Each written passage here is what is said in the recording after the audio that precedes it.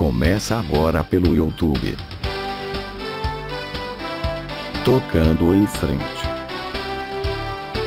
No nosso canal do YouTube, não percam. Bom programa. Então, toda terça-feira você vai lá no nosso canal no YouTube do Tocando em Frente, programa Tocando em Frente no nosso canal do YouTube, e você vai ter à disposição de você o conteúdo do programa, aqui do programa Tocando em Frente Família, com amor exigente. Bom, o que mais? Eu acho que por enquanto é só, né?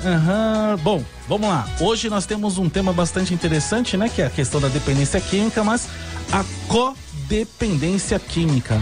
Vamos conversar aqui com o senhor Juliano Batista Gonçalves, empresário, escritor e voluntário do Amor Exigente. Vem aqui presente conosco, como sempre, o senhor Miguel Tortorelli, vice-presidente da Federação de Amor Exigente, e o Ivanildo José, nosso querido companheiro também da Casadia, que está aqui conosco, sempre fazendo também a questão do programa, junto com a campanha Tocando o Coração. Boa noite, senhor Miguel Tortorelli.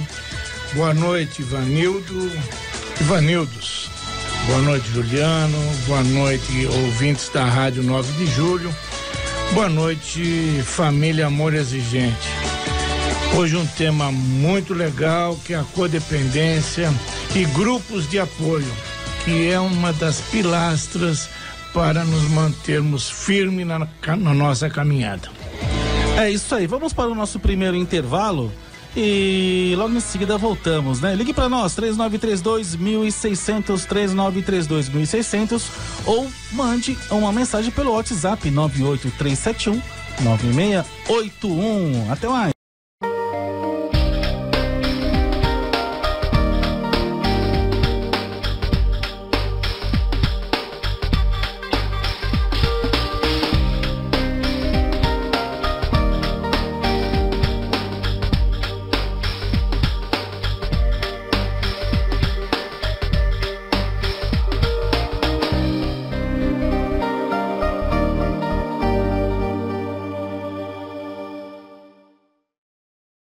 A internação é um dos caminhos mais buscados como parte do tratamento para a dependência química. É neste momento que muitas famílias encontram dificuldades. Com o objetivo de buscar vagas sociais a custo zero para atender famílias carentes, lançamos a campanha Tocando o Coração.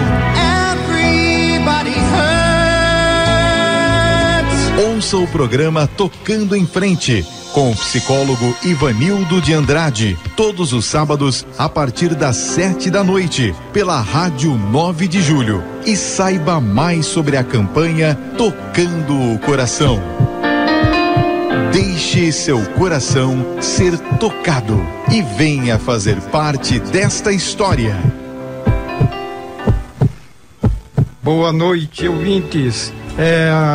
Se você que tem uma clínica, uma comunidade terapêutica, e essa campanha Tocar o Seu Coração, entre em contato conosco. Entre em contato pelo telefone 2779-6420, pelo e-mail tocandocoracão@gmail.com, tocandocoracão@gmail.com, ou aqui, né, pelo telefone da Rádio 9 de Julho, 11 3932 1600. Se a campanha toca o seu coração, liga pra gente, entre em contato. Você deseja ajudar alguém? Entre em contato com a gente. Nós vamos poder ajudar aquelas pessoas que não têm condições financeiras para arcar com um tratamento. Entre em contato. Deixa a campanha tocar seu coração. É isso aí, campanha Tocando o Coração, que tenta, né, busca promover aí vagas para pessoas que não têm condições financeiras de arcar com uma internação, né, senhor Miguel Tortorelli? Nós queremos, inclusive, aproveitar a oportunidade e agradecer o Hospital Lacan, né, com a Geisa, Dr. João, todo o pessoal do Lacan, que tem realmente nos dado uma força muito grande. Nós do Amor Exigente já conseguimos encaminhar nesse mês ainda 10 pessoas que foram internadas lá. Agora, as comunidades precisam entrar junto para abrir espaço para mais pessoas. O telefone toca diariamente pedindo vagas de internação, vagas sociais. Por gentileza, você que tem uma comunidade, abre espaço, abra uma vaga, que com certeza absoluta você ganhará muito mais em cima disso. É isso aí. Pessoal, nós estamos aqui hoje com o senhor Juliano Batista Gonçalves, empresário, ele é voluntário do Amor Exigente e escreveu um livro, né? O livro Dependência e Codependência. A recuperação é uma escolha. Um livro bastante interessante, que inclusive temos aqui hoje um exemplar para sortear, né? Então, quem ligar para nós hoje no 11 3932 1600, 11 3932 1600 e deixar aqui o nome com a Emanuela, vai concorrer no final do programa a este livro Dependência e Codependência. A recuperação é uma escolha. Hoje tocando o coração, programa Tocando em Frente com o Amor Exigente. Boa noite, senhor Juliano Batista Gonçalves, é um grande prazer tê-lo conosco. O senhor participa do Grupo São Luís, que essa semana comemorou 30 anos, né? 30 anos de atividades. O Grupo São Luís fica na Avenida Paulista, né? Exatamente. E o senhor veio falar conosco sobre um tema muito importante, né? Que é a questão da codependência, né? E vamos aqui abrir o microfone para que o senhor possa nos ajudar a compreender como é que surgiu a ideia de escrever o livro e falar um pouquinho também da sua experiência, né? Okay. Boa noite, senhor Juliano. Boa noite, Ivanildo, boa noite, Miguel, boa noite a todos os espectadores, ouvintes, né? Então, eu frequento o Grupo Amor Exigente há cerca de 19 anos e lá cheguei para buscar ajuda para o meu filho que estava na época usando drogas, né?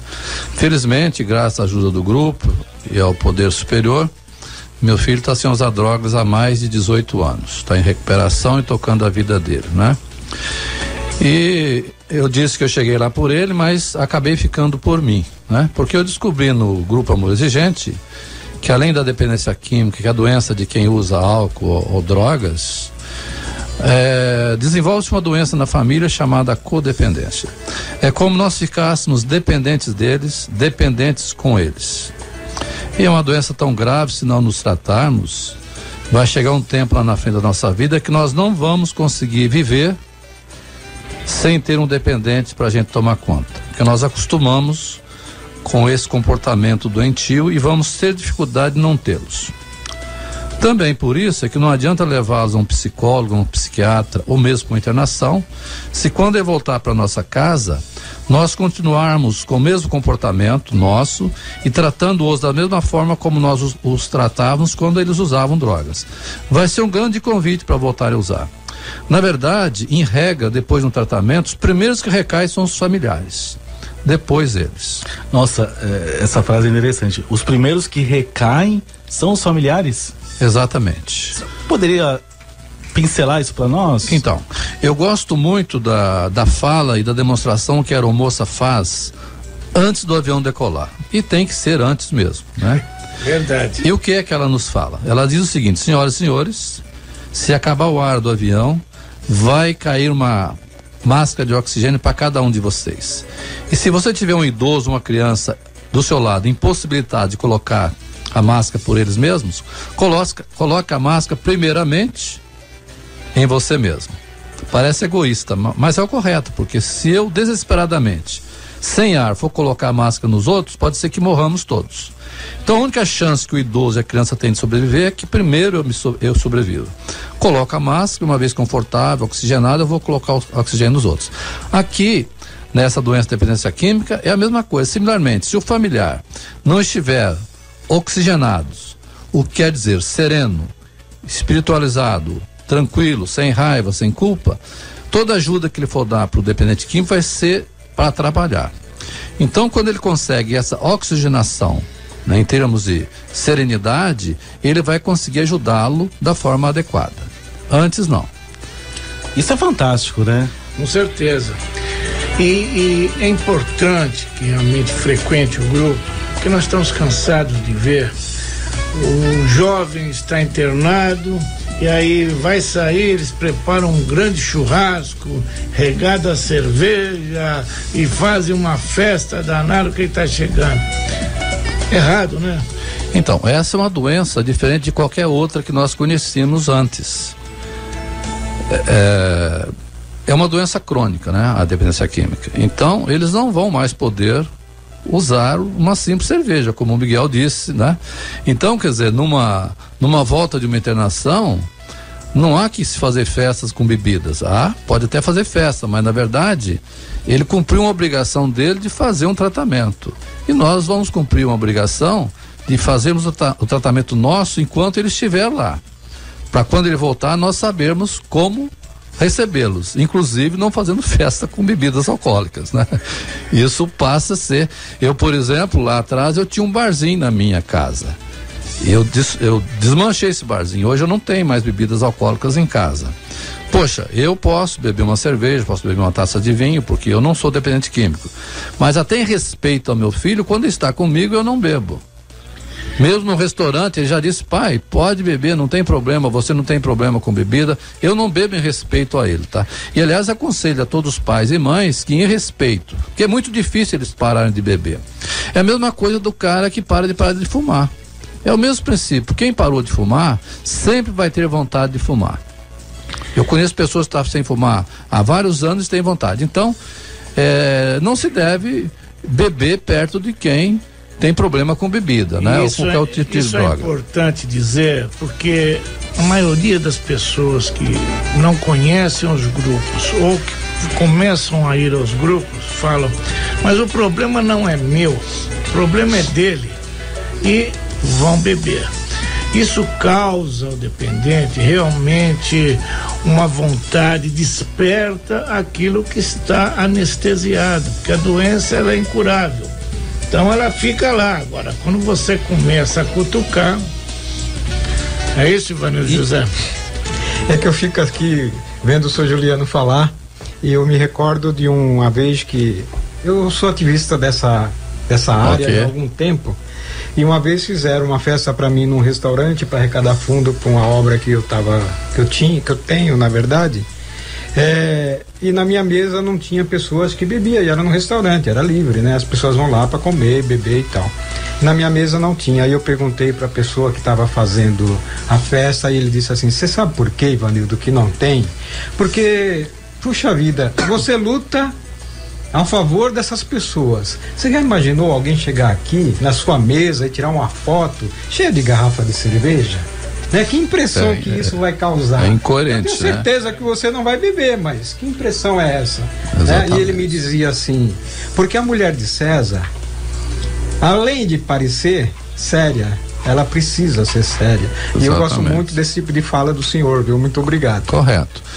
Então, quer dizer, é uma doença crônica, então permanentemente eles vão estar fazendo manutenção da sua sobriedade, frequentando um grupo de apoio que normalmente eles devem frequentar.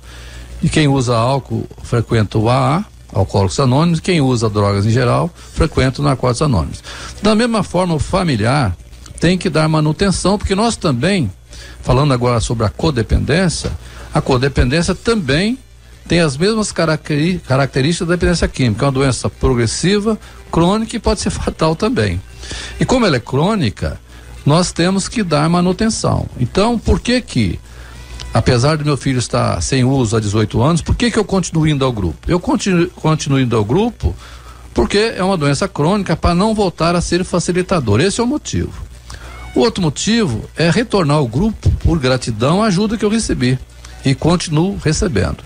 Então, na verdade, eu deixei de ser um dependente do grupo e passei a ser interdependente, né? Eu recebo a ajuda do grupo e ajudo ao grupo, né? Então, esse é o princípio. Enquanto eu estiver lá, e é bom que meu filho saiba que eu continuo indo, enquanto eu estiver lá, eu vou evitar de ser facilitador.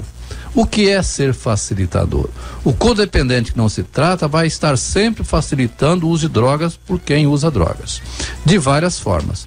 Não vai dar tempo aqui de dizer como se facilita, mas há várias formas de facilitar, né? No caso do dependente que não está usando mais drogas, ser facilitador seria fazer por ele aquilo que ele mesmo possa fazer. Tudo que ele pode fazer por ele, que eu tentar fazer, eu não vou estar ajudando-o a crescer como pessoa, né? Então, eu não devo fazer. Então, eu continuo vindo ao grupo também para não votar ser facilitador. O codependente, falando por mim, tem muita dificuldade de colocar limites. Tem muita dificuldade de dizer não. Evidente que é muito mais fácil dizer sim, principalmente para um filho, para uma filha. Mas muitas vezes dizer sim é levá-los à morte. Dizer não é amor. E quando for sim, que seja sim, não para minha facilidade, mas que tenha que ser sim. E não, não. E lá adiante eles vão nos agradecer por nós termos levado esse assunto dessa forma, né? E no caso de quem é pai e mãe, um dos grandes papéis nossos é preparar os filhos para a vida. Os filhos não são nossos, nós não somos eternos, eles têm que voar com as próprias asas. Senhor Juliano, o senhor falou algo muito importante. O codependente é um facilitador. Quando está adoecido, ele se torna um facilitador. É aquela frase que dizemos, a família pode ser um fator de proteção, mas também pode ser um fator de risco ao dependente? Com certeza. Por isso é fundamental que a família frequente um grupo de apoio como Amor Exigente. Desde quando souber que é um dependente em casa, deve-se frequentar um grupo, e depois eles em tratamento continuar frequentando, e depois quando sai do tratamento continuar frequentando também, né? Quanto mais frequência, melhor, porque vai deixar de ser facilitador e vai aprender a deixar o dependente tocar a sua própria vida. E como eu deixo o meu dependente tocar a sua própria vida, eu vou poder tocar a minha vida. Ou seja, eu tenho que olhar para mim mesmo, né? Então é interessante que depois da frequência ao grupo, com as mudanças que eu fiz e continuo fazendo, hoje eu sou uma pessoa melhor do que eu era há 19 anos atrás, né? E eu não era ruim, eu apenas sou melhor. Melhor para quem? Sou melhor para mim mesmo. Eu me cuido mais, né? Da minha saúde, do meu lazer. Deixei de trabalhar tanto, né? E continuo trabalhando, evidentemente, mas não naquela loucura de sempre. De forma que eu tenho que a forma que eu tenho que ajudar meu filho é ser um espelho para ele de uma pessoa que também se cuida. Cuido, faço check-up, faço meu esporte, trabalho com serenidade, né? Dentro do limite, passeio, de forma que um espelho de quem cuida da própria vida, ele também vai cuidar da dele, né? Nós temos que realmente praticar, né, os nossos 12 princípios. Tanto tanto éticos como básicos, né? Amor exigente é ação, é agir, e é isso que nós temos que fazer. Juliano colocou bem quando ele diz, né, que nós somos espelhos, e com certeza absoluta, se nós continuarmos indo aos grupos, os nossos entes queridos também vão continuar, né? Eles vão se sentir amparados, e nós temos, o Amor Exigente tem grupo de sobriedades fantásticos, né? Como essas outras irmandades, estamos crescendo. Grupo de sobriedade para o dependente químico, para o dependente químico, né? E nós estamos crescendo muito dentro disso daí. No Brasil, e precisamos. E tem muita gente precisando, muita gente. Tem espaço para crescer, né? Tem. O senhor Miguel e o senhor Juliano, nós estamos aqui com 3 participações super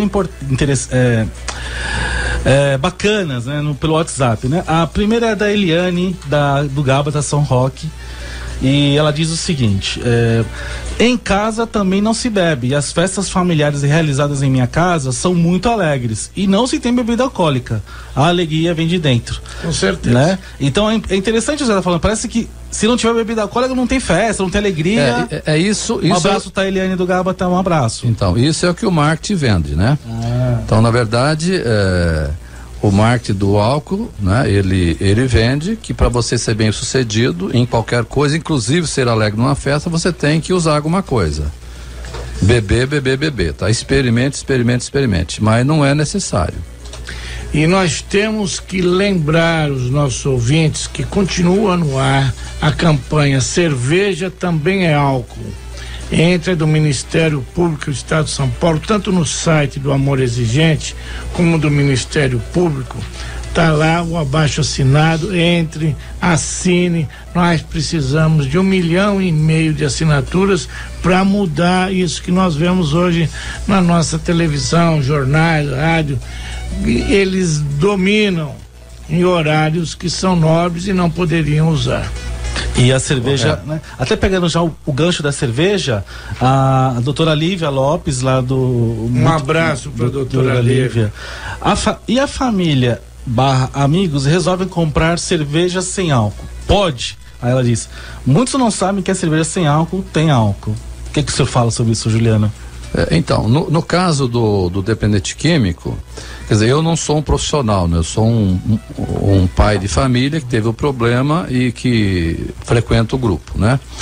Mas existe um conceito chamado de memória eufórica, né? Então, numa situação de celebração, até já houve teste disso, quer dizer, o dependente químico tomando guaraná na taça de champanhe, ele se sentiu como se estivesse tomando champanhe. Então, na verdade, a cerveja sem álcool, eu creio, apesar de eu ser leigo no assunto, não sou profissional, apesar de não ter álcool na cerveja, vai ter um efeito de memória eufórica e ele vai se sentir bebendo álcool e vai ser um grande passo para ele depois ir para o álcool. E olha, eles não param no álcool, né? Eles começam com álcool e depois vão normalmente para cocaína, né? Para droga de preferência. O senhor Herculano dos Anjos também, senhor Herculano, um abraço, tá aqui. Hoje temos uma participação bastante intensa aqui pelo WhatsApp. Parabeniza pelo livro do senhor Juliano, parabeniza pela dedicação também à causa. E sendo uma doença crônica até fatal, o senhor concorda que deve se inibir o uso de drogas nas escolas como forma preventiva? Sem dúvida, né? Na verdade, não só nas escolas, né? Começando pelas nossas casas, né? Porque na verdade... até culturalmente, né? Pegando, eu sou descendente português e também os italianos e outros mais, quer dizer, o vinho desde criança, que eles faziam até a sangria, né? Então, na verdade, o início da dependência química é em casa, da própria família, tomando aquela espuminha da cerveja, dando pro menino, né? Então isso tem que ser evitado, né? Porque nós não sabemos, e acho que nem tem condição de saber cientificamente, quem vai ser um dependente químico. Então tem aquelas pessoas, né? Cerca de 90% das quais eu me incluo, que não desenvolvem dependência química. Eu posso tomar meu vinho, eu tomo uma ou duas taças de vinho por semana, tomo uma cerveja por semana e não vou desenvolver dependência química, porque eu não tenho essa disposição orgânica, né? Mas cerca de 10 a 15% da população mundial nasce com a predisposição orgânica para desenvolver dependência química. Ou seja, o organismo dessas pessoas processa o álcool e outras substâncias do tipo diferentemente do meu. E se usar, vai desenvolver a dependência química. Então, melhor não oferecer, porque na verdade, quer dizer, quanto mais tarde eles vierem experimentar, eu creio que todos vão acabar experimentando, né? Principalmente quando saírem das nossas casas. Mas quanto mais tarde eles vierem experimentar, menor será o problema, tá? Ivanildo, você falou das escolas. Eu acredito que seja fundamental nós termos uma matéria, uma cadeira sobre prevenção. A prevenção é o único caminho que nós temos para levar para os jovens. Nós temos, depois que você deu a informação, tudo bem, aí ele pode querer entrar ou não, mas ele já tem a informação do que pode acontecer com ele, né? Qual o caminho que vai acontecer lá na frente? Porque principalmente o álcool, ele demora um pouco mais para fazer o efeito. As outras drogas já começam a mostrar a debilidade. Correto. Mas o álcool não, demora mais. Então, a impressão que eu tenho na minha experiência é que as escolas nem tratam muito desse assunto por preconceito. É como se a escola que trata desse assunto é como se tivesse droga lá na escola, né? E não é verdade, né? Então tem que quebrar esse preconceito, para que realmente as escolas passem a tratar desse assunto de forma preventiva. Perfeito, vamos fazer um pequeno intervalo e a doutora Lívia está dizendo o seguinte: para o governo 0,0 é o acordado, mas após o segundo dígito não é 0, é 0,0679. Ela disse que a cerveja sem álcool, na verdade, tem álcool, mesmo que numa pequena quantidade. Não, tem álcool, sim. Olha só, Deise Tavares está falando o seguinte: olha, o senhor falou, né, senhor Juliano, a codependência também é uma doença crônica. Ela está dizendo aqui, uma doença terrível, para falar a verdade. Vim descobrir isso agora, depois de 20 anos de união com um dependente. Hoje, se não fosse o grupo de amor exigente, não saberia como eu teria que me cuidar e resolver essas questões que não tem cura. Interessante, né? Alguém dizendo, e frequentadora do grupo. Correto. Então, sobre codependência, muitas pessoas me perguntaram, às vezes me perguntam o que nasce primeiro, se é a codependência ou se é a dependência, né? Então, isso me despertou interesse e eu estou num projeto novo aí, de uma pesquisa sobre a codependência, né? Então, até onde já cheguei, não precisa ter um dependente químico em casa para ser um codependente. A codependência, ela pode preexistir e antes de existir um dependente em casa. A codependência, ela vem, digamos assim, de família, né? Quer dizer, culturalmente, inclusive, né? Vai passando de um para o outro e se eterniza. E quando há um gatilho, né? Um dependente em casa, então ela explode, né? Tá dizendo, a Deise continua dizendo o seguinte: se não tiver num grupo de apoio especializado e tiver uma participação ativa, sem boicote aos encontros, tudo que foi feito cai por terra. É verdade. Correto. Como que é isso? Por isso que precisa continuar frequentando, né? Como o senhor falou, então, na verdade o seu filho parou, mas o senhor continua frequentando. E ele também continua frequentando Narcóticos Anônimos, né? Então o que acontece? Da mesma forma que o dependente químico não sai da droga sem ajuda, a família também não sai dessa enrascada sem ajuda. E a ajuda está no grupo. Bom, e depois de vencer a dependência, que o dependente entra em recuperação, ele vai continuar dando manutenção no grupo dele e o familiar tem que continuar dando a manutenção dele também no grupo Amor Exigente. Porque isso é um grande incentivo para que o dependente continue indo ao grupo dele, né?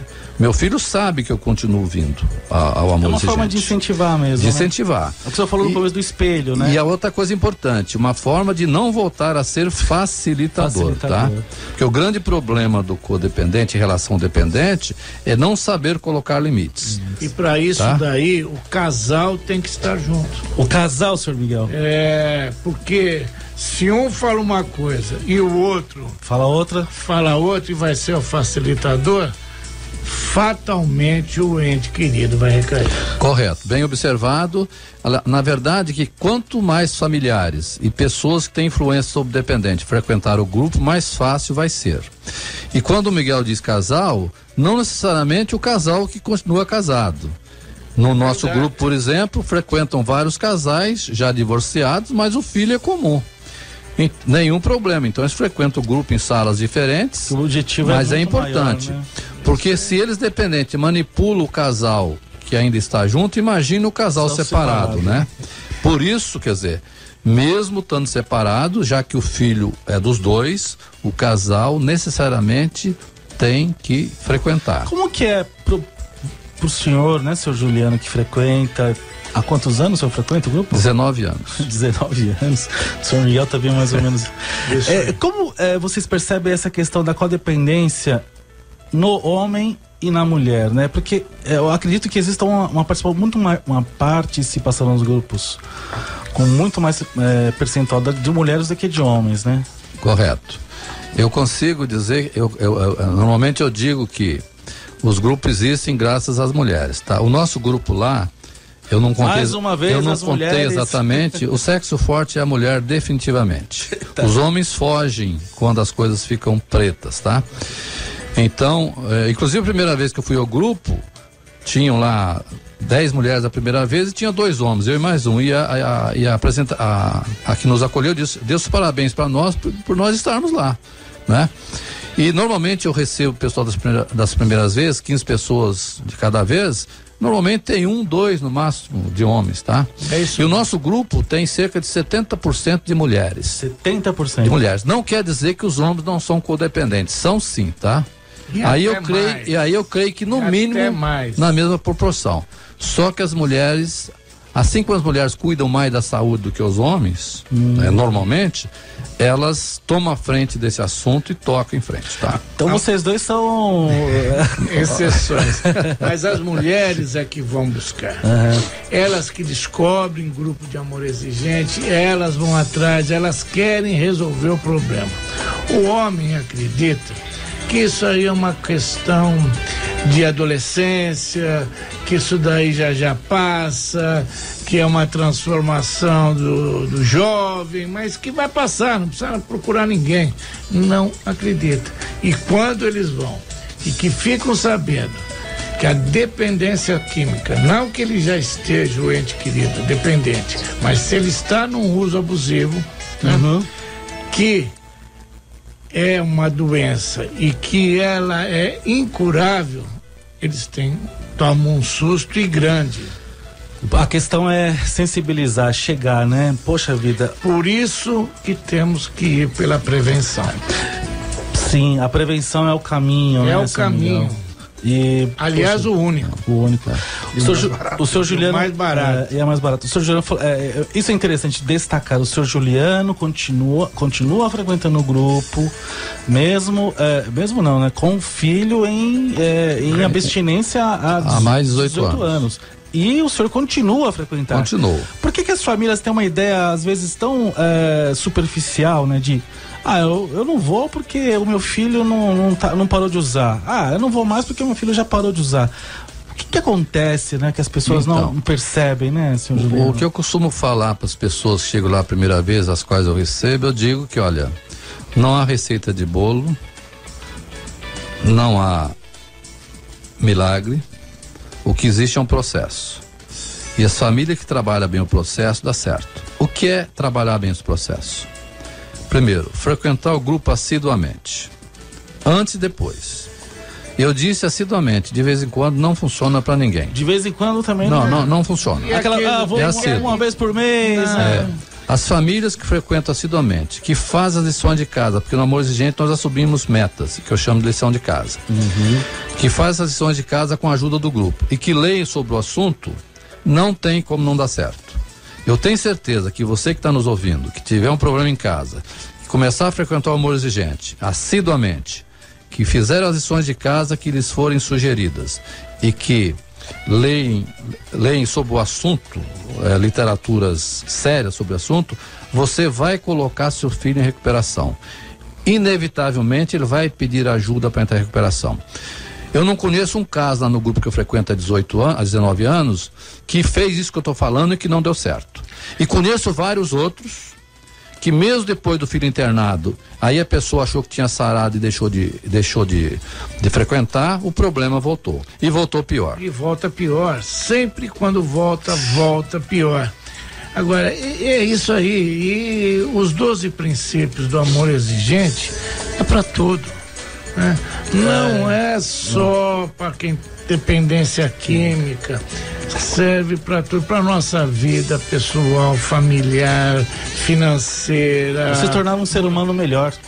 É isso que consiga até lidar de uma maneira muito mais saudável com os problemas dificuldades da vida. Se tornar um ser humano melhor. Olha só que a Deise Tavares falou, ela tá participando bastante. Obrigado, viu, Deise, pela sua participação. Eu recaí depois que o dependente saiu da clínica. O senhor falou da recaída do codependente, que eu não tinha ouvido ainda falar desse termo. Ele está limpo, mas não está sóbrio. É interessante, ele está limpo, mas não está sóbrio. Como assim? É o comportamento. Isso, né? Porque, na verdade, a dependência química, quer dizer, é um grande passo que eles param de usar. Mas quando eles param de usar, não significa que acabou o problema. Porque, na verdade, a doença é muito comportamental. Então, o tratamento vai continuar por longo prazo na mudança do comportamento e muitas vezes até do próprio caráter. Porque no uso da droga, eles perdem uma série de valores que lhes foram ensinados. Muitas vezes nós vamos ter que recuperar a pessoa como ser humano. Então, é longo prazo. Aí, né, que a gente tem que falar para a família, para quem está nos ouvindo, pessoal, não é uma coisa tão simples. Exige sim esforço, dedicação, busca, serenidade, persistência, perseverança. E isso é muito interessante quando nós falamos com as pessoas que vivem a questão e que estão aí lutando, trabalhando, né, pelo dependente, pela família, a importância de sermos realmente persistentes, né? E não existe varinha de condão, Não. que você bate ali e resolveu. Vai uma vez na reunião, fala, bom, vou lá, vai resolver. Não é assim. Ela diz assim, ó, por isso não devemos baixar a guarda. Aí tá aqui o Chico Saldão participando, Claudete Lima Xavier, falando também, às vezes os membros acham que o dependente de recuperação fica muito chato, e isso acaba até empurrando o dependente de volta ao uso. E é verdade. Né? Então, olha só. Então, quando ele usava, ele era um cara melhor, estava sempre sorrindo. Exatamente, porque depois que eles param de usar, vai ter o tratamento em cima do comportamento, porque eles se tornam muitas vezes o que se chama de adicto seco, né? Dependente seco, ou seja, sem uso. Então, como ele não está usando, ele projeta todas as raivas e comportamentos pelo não uso, inclusive nas próprias pessoas, né? Então, nós vamos ter que ter paciência, porque é longo prazo, né? E é importante que, independentemente da situação do seu dependente, se já foi internado alguma vez, se recaiu, não perder as esperanças, porque, na verdade, cada um tem seu tempo. E nós não conseguimos apressar o rio. O rio tem rios que são rápidos de montanha, rios lentos de planície, e cada pessoa é uma pessoa. Então você vai ter paciência com seu dependente e vai perseverar frequentando o amor exigente. Mais importante até do que eles entrarem em recuperação é que você entre. Porque se você, familiar, não entrar em recuperação, vai ser muito difícil o seu dependente parar de usar drogas. Se nós não estivermos bem e de pé, nós não vamos conseguir ajudar o nosso ente querido. Não. Né? Então nós temos que ficar em pé. Que é o lance da máscara de gás do avião, né? Exatamente. Para nós ajudarmos o nosso ente querido. Se eu não estiver bem, não vou conseguir. Não vai conseguir. Nada muda se eu não mudar. E Exatamente. não existe caso perdido. Não existe caso perdido. Não existe. Sempre há esperanças. Já vi casos de jovens, já vi casos de pessoas com 60 anos entrar em recuperação, né? Às vezes a pessoa pergunta, mas o cara já é velho, vai, desde que faça a coisa certa. Sim. Não tem idade para entrar em recuperação. Porque, na verdade, a gente, além de nós trabalharmos pesado, nós temos que confiar no que nós chamamos de poder superior, que no meu caso é Deus, tá? Poder superior em função das próprias religiões, né? Das várias religiões. Sim. Então, quer dizer, espiritualidade. Não há saída sem espiritualidade, nem para o familiar e nem para o dependente. Então, tudo no grupo caminha-nos para a espiritualidade, independentemente da religião que você processa. E o codependente também busca essa espiritualidade. Mesma né? coisa. Ele a mesma percebe coisa. a importância disso na vida dele. Exatamente. O Juliano falou, né, que uma pessoa com 60 anos já passou pelo nosso grupo com 67 anos e recuperou. E 67, e era alcoólatra daqueles sempre, bravos. né? Então não tem idade, não tem absolutamente idade, tem o querer. Temos que sempre acreditar. Olha só, mais uma participação aqui da Dindinha Azeredo da Alvaneide Almeida. Porque o senhor falou, né, senhor Juliano, o codependente é um facilitador para o DQ quando não está tratado. Ela disse, e como facilita, viu? Quando não é a mãe, é a avó, o avô, é a tia. Eles sabem o ponto fraco daquele que é fácil ser manipulado. É isso, exatamente, eles sabem que botão apertar. E aí o codependente dá a resposta que eles querem. E por isso que é importante, que né, o Juliano falou no começo, que todos aqueles que fazem parte da família, que estão no círculo, um grupo de apoio. Exato. Não só a mãe, né? Isso, o tio, a tia, o avô, quem tiver... Principalmente os avós. Que tiverem convivência ali, né? Convivência e influência sobre o dependente é importante frequentar. Gente, chegamos ao final. Se você quer resolver seu problema com a bebida ou ajudar outras pessoas a se recuperarem do alcoolismo, procure Alcoólicos Anônimos. Se preferir, adquira o livro Alcoólicos Anônimos e descubra como essa irmandade tem ajudado milhões de pessoas a se recuperarem do alcoolismo. Acesse o nosso site www.alcoolicosanonimos.org.br. Alcoólicos Anônimos. Uma vida serena e feliz sem a bebida.